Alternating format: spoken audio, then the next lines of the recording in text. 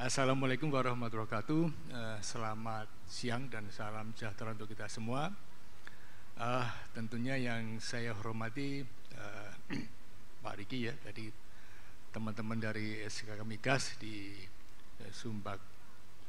Sumatera bagian utara, Sumbagut, dan tentunya Bapak Ibu sekalian yang hadir di sini, yang tentunya para pemangku kepentingan di sektor migas, minyak dan gas bumi.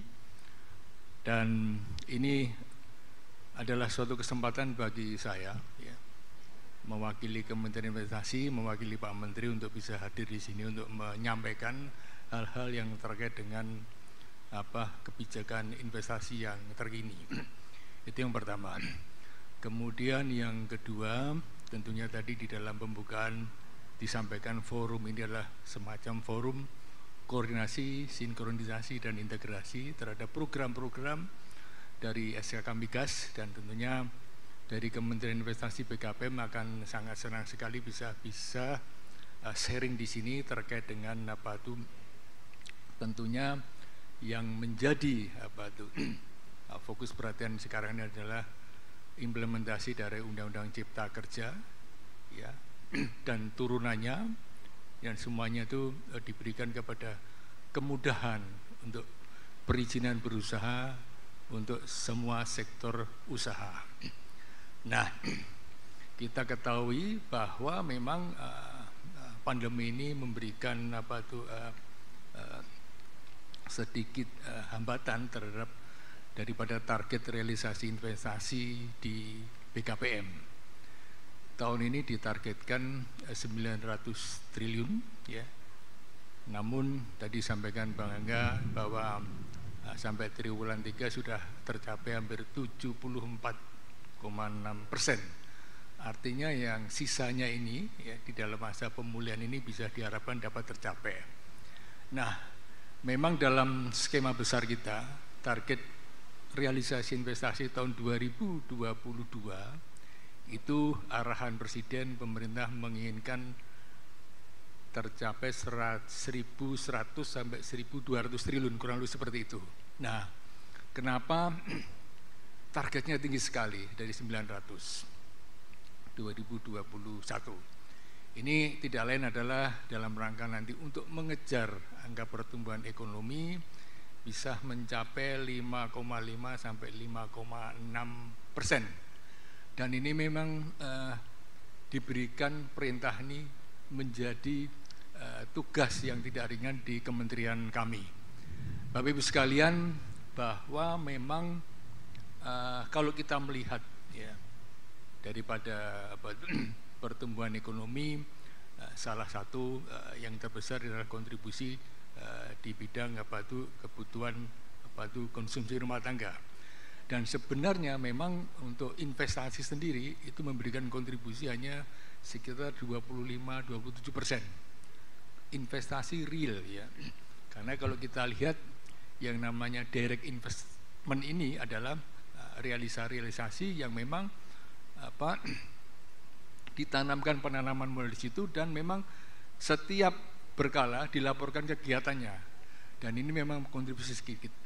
Dan kalau kita lihat secara global juga, bagaimana investasi ini perlu sekali kalau kita lihat dalam komposisi yang global, itu hanya dari skala secara ekonomi makro memang tidak besar ya, tetapi memang hampir 35% itu pertumbuhan ekonomi, kegiatan ekonomi itu dibebankan kepada namanya direct investment atau penanaman modal.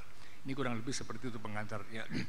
Kemudian yang kedua terkait dengan Undang-Undang Cipta Kerja. Kita sudah terbitkan dan itu sudah ada peraturan turunannya ya, berupa peraturan pemerintah dan peraturan menteri ya. Dan saat ini ya, ada 74 kurang lebih ya peraturan pemerintah dan ada peraturan menterinya juga. Itu sedang proses integrasi di dalam namanya OSS RBA, namanya Online Single Submission perizinan berusaha berbasis resiko. Nah, kenapa pemerintah sekarang menetapkan perizinan itu berbasis resiko?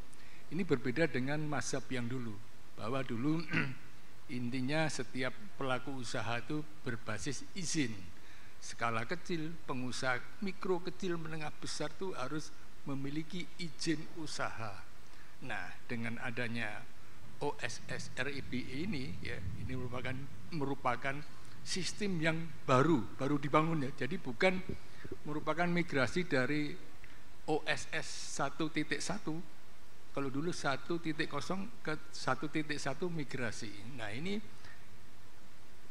OSS RBE ini adalah sistem yang baru sama sekali dibangun, sehingga memang sedikit memerlukan penyempurnaan ke depannya, ya, pengembangan, ya, dan kemudian juga perawatan. Nah, berbasis risiko ini dibagi sesuai menurut bidang usaha dan skala usahanya, kurang lebih seperti itu, ya.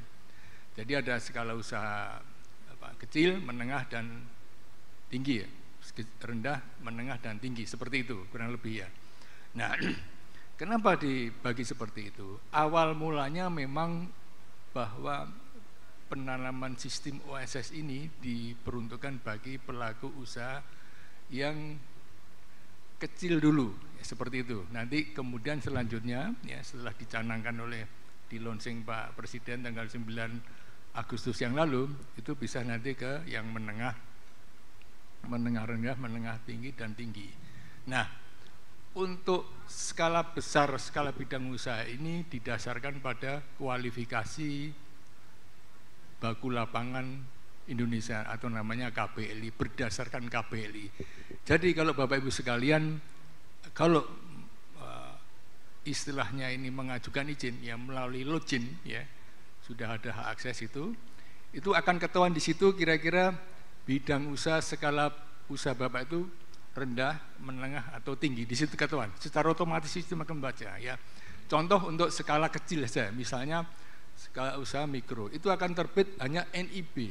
NIB itu sudah terkoneksi, sudah berlaku sebagai izin komersial dan izin operasional. Jadi langsung diberikan di situ. Kalau dulu memang semuanya melalui izin usaha. Jadi kalau besar kecil melalui itu. Ini sekarang kalau yang kecil udah langsung terbit, kurang lebih seperti itu, ya. Jadi ini tentunya nanti sudah terkoneksi juga, ya, difasilitasi terkait dengan izin. Kalau terkait dengan usaha makanan tentunya ada sertifikasi halal, dan kemudian kalau ada industri kecilnya ada SNI-nya, kurang lebih seperti itu. Nah, bagaimana dengan yang menengah? Nah, menengah ini tentunya perlu juga verifikasi atau sertifikat standar yang diberikan oleh kementerian lain. Ini cukup self-declare aja. Dia menyatakan saja bahwa usaha saya skalanya menengah. Nah, ini tentunya terkait juga nanti yang disampaikan bahwa di dalam arsitektur OSS RBE itu ada 3 subsistem. Pertama subsistem informasi, yang kedua subsistem pelayanan atau perizinan, yang ketiga subsistem pengawasan. Nah, memang yang saat ini yang sedang dibangun dan sudah diimplementasikan 2 subsistem yang di depan. Yang pengawasan segera dalam proses untuk pengembangan, penanaman, pembangunannya. Karena apa? Setiap izin keluar itu pasti nanti harus ada melekat kepada sektor atau bagian sistem daripada pengawasan. Nah, memang ada beberapa kementerian yang teknis sekali, seperti Kementerian Kelautan Perikanan yang ini sebagai contoh, ya, karena pada saat terbit surat izin penangkapan ikan tentunya di situ harus sudah terintegrasi dengan pengawasannya. Karena di dalam lampiran izin usaha itu sudah terlampir namanya, jenis kapalnya, kemudian zonasinya, kemudian pendaratannya di pelabuhan mana, ini di dalam lampiran dalam surat izin usaha tadi. Nah, ini harus connect dengan pihak pengawasan. Kalau ini tidak ada, ini kapal tidak akan berani berlayar, ya. Karena nanti kalau berlayar tentunya akan ditangkap oleh pihak pengawas. Nah, ini untuk hal-hal ini memang Ini kekhususan ya Bapak Ibu sekalian, ini kasus saja. Ini dari teman-teman BKPM diberikan namanya semacam hak akses yang sifatnya SSO atau single sign on, sehingga nanti ini dengan sistem yang belum ada, pengawasan tadi sedang dibangun, memakai sistem yang ada di kementerian tersebut untuk diberikan integrasikan melalui hak akses, kurang lebih seperti itu.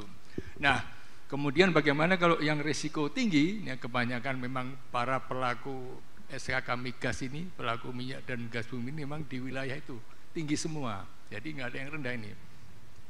Ini memang barang sudah berat ini, tinggi. Jadi memang harus memerlukan surat izin dari kementerian terkait seperti itu. Jadi tidak otomatis langsung terbit OSS.